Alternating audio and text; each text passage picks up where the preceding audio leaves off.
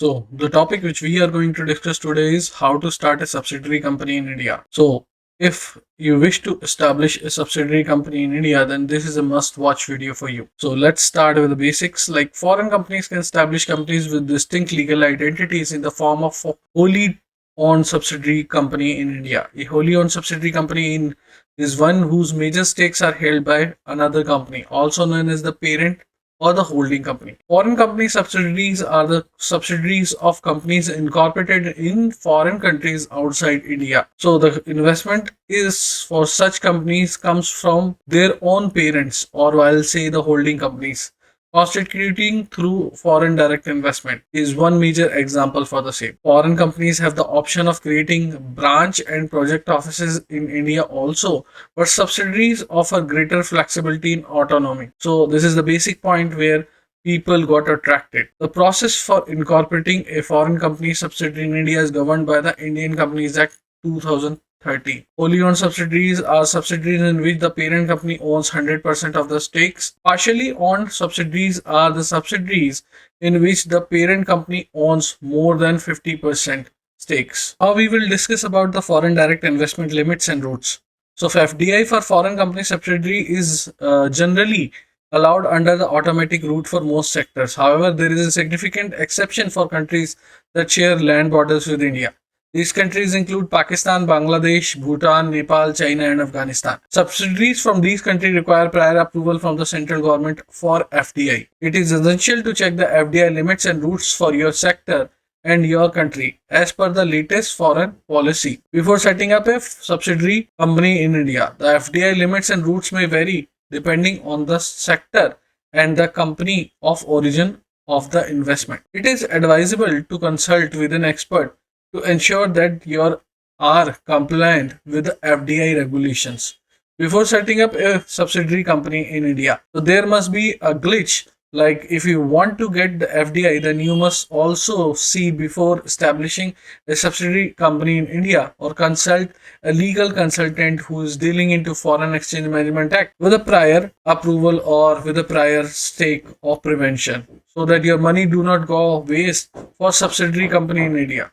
Another point which we are going to discuss today is like I'll say requirement for setting up a foreign company in India. So there are steps or the minimum steps which are required to establish the foreign company in India. So these are listed as below. Minimum shareholder and shareholding. A foreign company subsidiary must have a minimum of two shareholders, with the majority shareholder being the parent company holding more than 50% shares. Minimum directors. The subsidiary must have at least two directors, with at least one of them being an Indian citizen or a resident, I'll say. Indian resident would be a good briefing or the explanation for the same. Registered office. The subsidiary must have its registered office in India, necessary for the registration of the subsidiary company. ROC approved name. The subsidiary can use the parent company's name with India appended or a different name, but it must not be approved by the registrar of companies before incorporation. So this must be concluded with a caution point. Document legalization. All supporting documents originating and executing in foreign companies or foreign countries must be priorly or properly legalized for acceptance by Indian authorities. So now we are going to talk about the document legalization. The document legalization will be a point which we are going to discuss, like the incorporation of a subsidiary company requires the submission of various supporting documents. Without this, it won't be happen or it won't be possible. These documents originate and are executed in foreign countries, making proper legalization a prerequisite. The process of documentation legalization depends on the country of origin. If the country of origin belongs to the Commonwealth group, legalization from a public notary in the original country is suitable. If the country of origin is party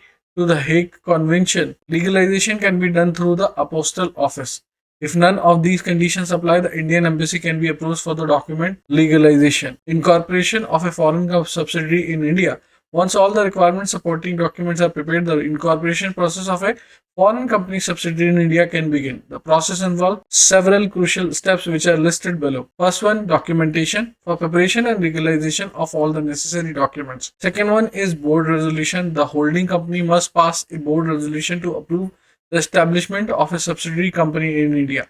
Third one is name approval. Propose the name or the company name which is going to be incorporated. Apply for its approval from the ROC, Registrar of Company. Filing the application. Fill out the application process for subsidiary company incorporation on the MCA website and digitally upload all the required documents. Submit the application with the appropriate fees which depends on the authorized capital. Certificate of incorporation. Upon successful verification, the registrar of company will register the company or subsidiary, which I'll say, and issue a certificate of incorporation, providing it with a legal identity distinct from its foreign parent. Tax implication and repatriation of profits for foreign subsidiary companies are listed as below. Once a foreign company is established in India, it becomes subject to India's tax regime. Subsidiaries are taxed by at the regular corporate tax levels or the rates, which I'll say, which has been reduced to 22% in recent years. The dividend distribution tax has been abolished and dividends are now taxed in the hands of shareholder as their personal income. Transfer pricing provision ensure that the transaction between related parties